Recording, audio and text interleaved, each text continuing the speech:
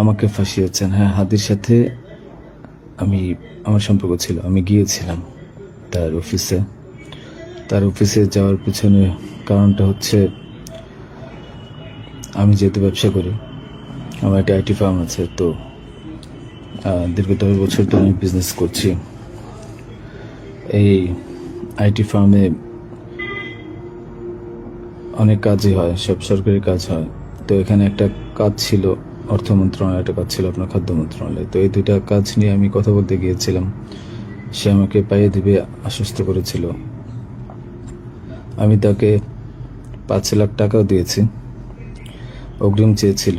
এবং তার এই যে আপনার যে প্রোগ্রামগুলো, এগুলার ডোনার হিসেবে আমাকে থাকতে বলেছিল। আমি থেকেছি এবং তার প্রোগ্রামগুলোর জন্য যত টাকা লাগতো আমি দিয়েছি।